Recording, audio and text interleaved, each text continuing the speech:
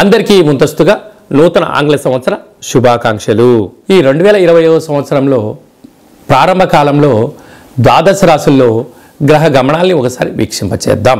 మకర రాశి వారికి 2025 ఆంగ్ల సంవత్సరం మరియు ఉగాది పండుగ నుంచి ఆదాయ వ్యయాలు ఎలా ఉండబోతున్నాయో ఈ వీడియోలో సవివరంగా సంపూర్ణంగా తెలుసుకుందాం.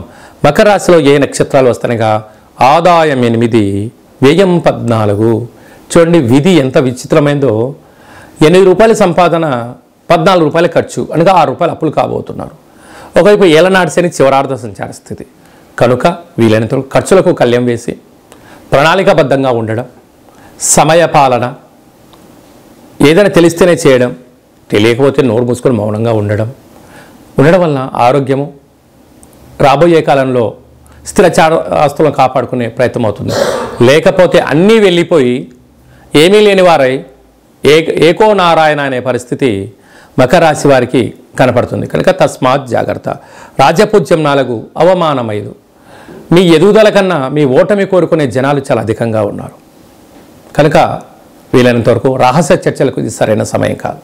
ఫోన్లు, ల్యాప్టాప్లు, మెయిల్స్, మెసేజ్లు ఎంతో జాగ్రత్తగా ఉండితున్నారు. లేకపోతే వ్యతిరేక శక్తులు మీపైన ముప్పేట దాడి చేసే పరిస్థితి చాలా అధికంగా ఉంది. శ్రవణ నక్షత్ర జాతకులు ఆగస్టు నుండి డిసెంబర్ వరకు మధ్యసున్న కారణం వలన మనోవేదన, ఆర్థిక ఇబ్బందులు పొంచి ఉన్నాయి. తస్మాత్ జాగ్రత్త.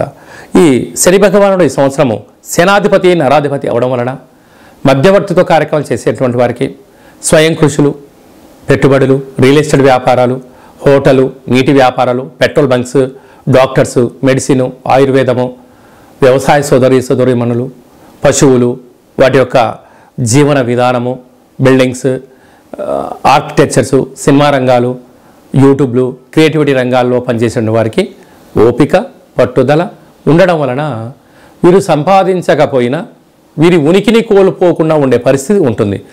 లేకపోతే కొడనాలకు మందేస్తే ఉననాలకు పోతుందన్నట్టుగా ఏదో అపోహలకు వెళ్ళారా, దానికి మీరు ఇబ్బంది అయిపోయి ఉండబడిన ఉద్యోగం పోయి అనేక రకాల స్థితిగతులకు మీరు కేంద్రబంధులు అవుతారు.